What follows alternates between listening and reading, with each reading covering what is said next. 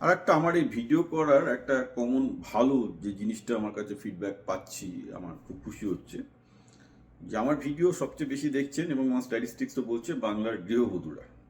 আমি আবার বলছি বাংলার গৃহবধূরা যারা একটা সময় পড়াশোনা করেছেন, কেউ এমএসসি করেছে, কেউ এমএ করেছে, মানে এমএ বিএড এমএসসি বিএড ভুড়ি ভুড়ি বাংলায় ঘরে বউ বসে আছে, কারণ বাংলায় চাকরি নেই। তাদের হাজব্যান্ডরা হয়তো সেন্ট্রাল গভর্নমেন্টে চাকরি করে বা ব্যবসা করছে বা কিছু একটা করছে, তার জন্য তাদের সংসার চলছে। কিন্তু এদের একটা সমস্যা দেখা গেছে। সেটা কি?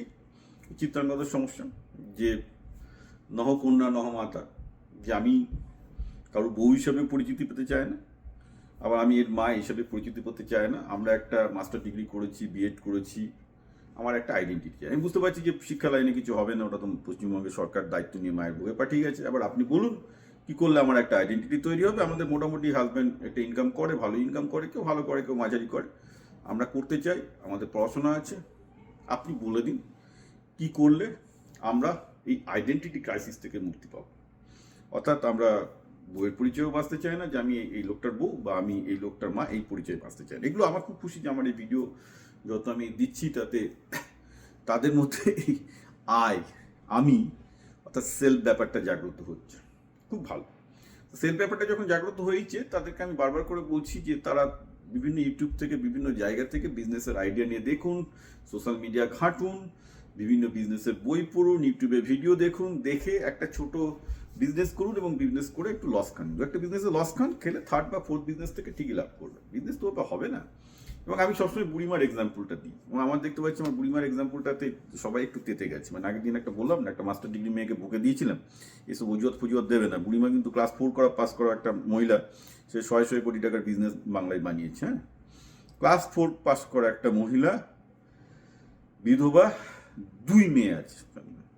তিনি ওপার বাংলা থেকে এসে পশ্চিমবাংলার বুকে দুটো বড় বড় ব্র্যান্ড, শ্রীমতী আলতা সিঁদুর আর বুড়িমার চকলেট, যেটা বাংলার মানে বাঙালি ব্যবসায়ীদের সবচেয়ে দুটো বড় ব্র্যান্ড।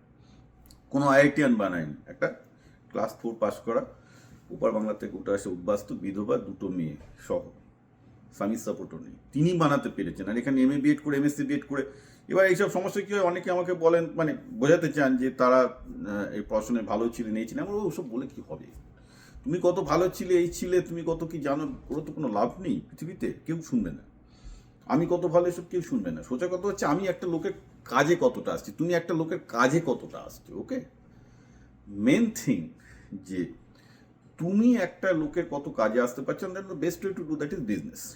বিজনেস করতে থাকো। আইডিয়া কোত্থেকে পাবে? প্রচুর আইডিয়া ইউটিউব থেকে শুরু করে সব জায়গায় আছে, চোখ কান খোলা রাখা। আমি বারবার করে বলি, বুড়িমার লাইফটা যদি মানে কেউ একটা উপন্যাস লিখতো, এবং আমি তো মাত্র 2-3টে লেখা লিখেছি, মানে আমি লেখা পড়তে গিয়ে আমাকে প্রচুর তথ্য সংগ্রহ করতে হচ্ছিল।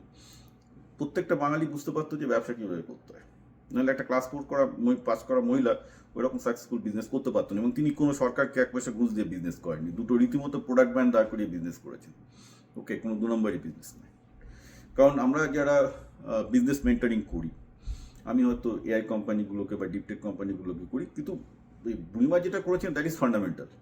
নিজের মার্কেট, নিজের কাস্টমারকে সবার আগে ভালো করে বুঝতে হয়। নিজের মার্কেট, নিজের কাস্টমারকে ভালো করে না বুঝলে সে ব্যবসা হয় না। Everybody is going to fail.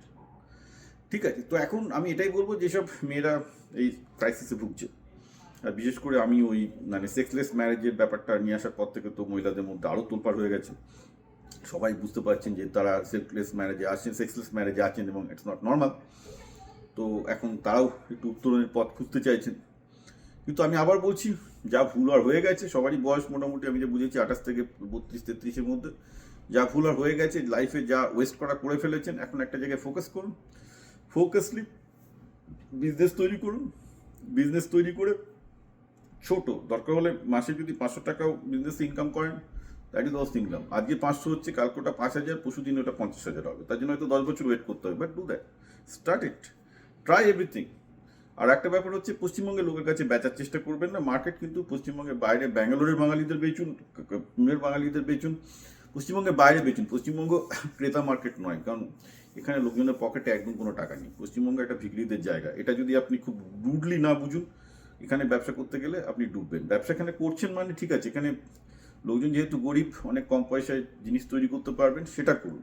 Product, এটা একটা প্রডিউসার মার্কেট, ভালো প্রডিউস করে লোকজন, অনেক ভালো ভালো শিল্পী আছে পশ্চিমবঙ্গে, সেইটাকে কাজে লাগান। কিন্তু পশ্চিমবঙ্গের লোকেদের পকেটে টাকা নেই, বুঝে কথা। এখানে যদি আপনার কিছু বেচার প্ল্যান থাকে, ইউ আর ডান, ওই বিজনেস জীবনে হবে না।